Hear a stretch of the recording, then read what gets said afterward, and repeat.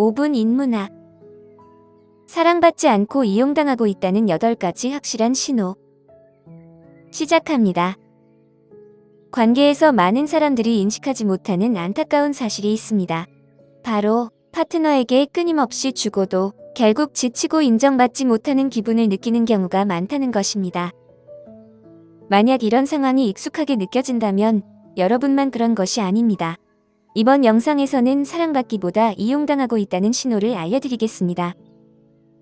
사랑받는 것과 이용당하는 것의 차이를 아는 것은 마음의 상처와 실망을 피하는 데 큰 도움이 됩니다. 사랑받는 것은 서로의 애정과 지지, 이해를 나누는 아름다운 경험입니다. 반면 이용당하는 것은 파트너가 여러분을 단순한 도구로만 여기는 것을 의미합니다.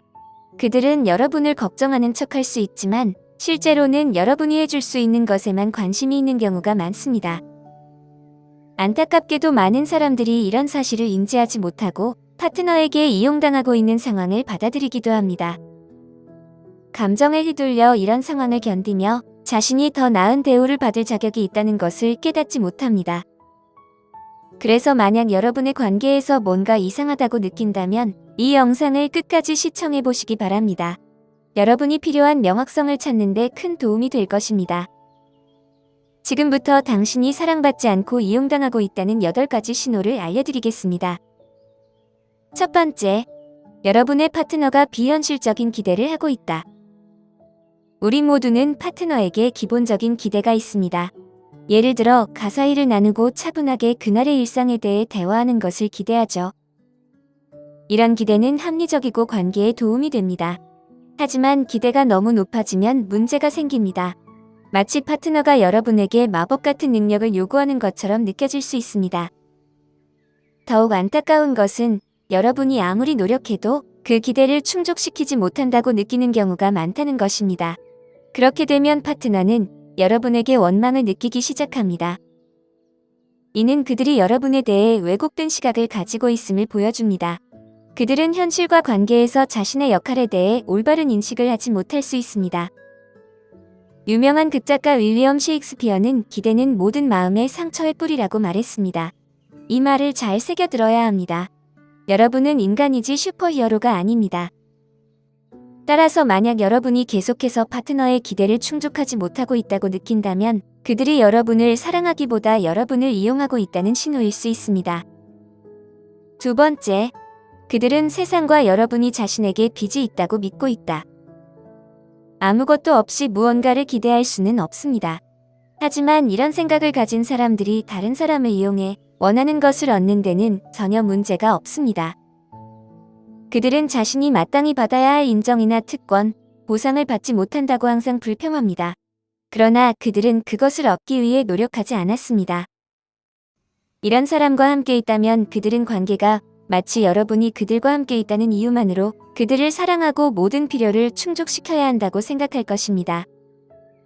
하지만 그들은 여러분에게 그에 대한 보답을 해주지 않습니다. 그들은 자신이 여러분에게 자신의 연인이라는 특권을 주고 있다고 믿기 때문에 여러분이 그들에게 모든 것을 해주는 것이 당연하다고 여깁니다. 하지만 기억하세요. 아무도 다른 사람의 시간, 에너지, 애정에 대한 권리가 없습니다. 사랑하는 관계는 서로 주고받는 것이어야 합니다. 세 번째, 그들은 여러분과 단둘이 있을 때 다르게 행동한다. 주변 사람들은 그 사람이 여러분에게 완벽하다고 생각할 것입니다. 그들은 다른 사람들 앞에서 여러분을 잘 대하기 때문이죠.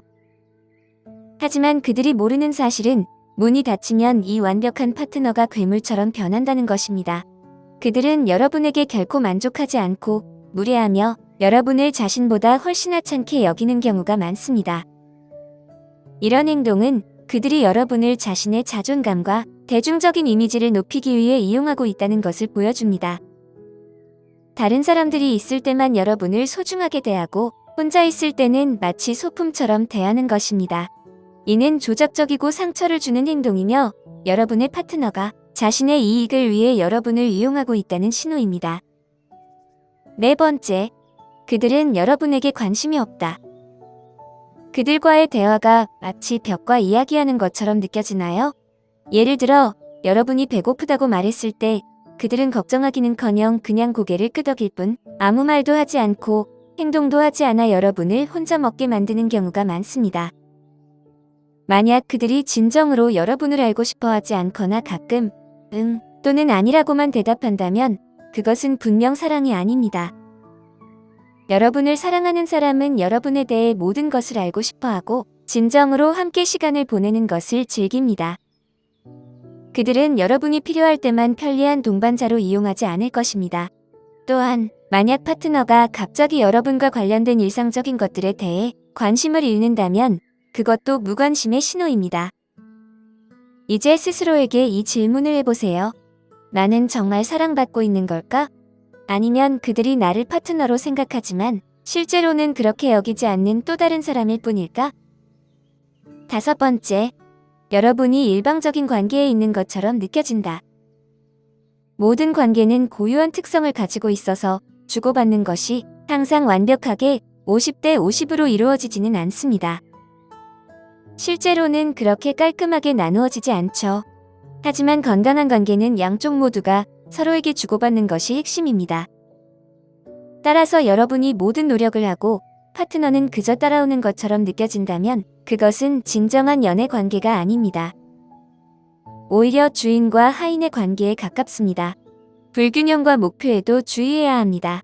만약 여러분의 파트너가 애정은 보이지만 여러분이 그들과 미래에 대해 이야기할 때 무관심해지거나 짜증을 낸다면 그 점을 유념해야 합니다.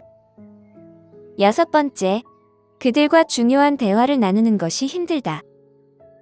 여러분은 파트너와 어떤 이야기든 나눌 수 있나요? 아니면 여러분의 모든 발언이 그들을 방어적으로 만드나요? 예를 들어, 관계에 대한 불만을 이야기했을 때 그들이 여러분의 감정을 무시하고 심지어 여러분이 문제이거나 너무 민감하다고 암시한다면 그들이 진정으로 하고 싶은 말은 나는 이 문제에 대해 책임지고 싶지 않다는 것입니다. 이는 그들이 자신의 잘못된 행동을 여러분에게 떠넘기고 책임을 지지 않으려는 것일 뿐입니다. 여러분을 사랑하는 사람은 자신의 결점을 인정하고 함께 해결해 나가려 할 것입니다. 그들은 여러분에게 비난을 돌리거나 여러분이 정당한 감정을 느끼는 것에 대해 죄책감을 느끼게 만들지 않을 것입니다. 7번째, 그들은 여러분의 경계를 존중하지 않는다. 여러분의 파트너가 여러 번 분명히 설정한 경계를 넘은 적이 있나요? 아마 한두 번은 한 번 해봐. 재밌을 거야 또는 농담이야. 왜 그렇게 민감해? 라고 말하며 대수롭지 않게 넘겼을 수도 있습니다. 하지만 여러분이 해봤는데 별로였어. 그게 재미없다고 여러 번 이야기했음에도 계속 무시한다면 그들은 자신의 욕구를 여러분의 감정보다 우선시하고 있는 것입니다. 이는 다른 사람을 이용해 원하는 것을 얻는 것을 두려워하지 않는 사람들에게서 흔히 볼 수 있는 행동입니다. 침묵은 종종 동의로 오해될 수 있으므로 여러분의 우려를 분명히 표현하는 것이 중요합니다. 그러나 그렇게 했을 때 그들이 왜 이걸 이렇게 크게 문제 삼아? 그냥 해.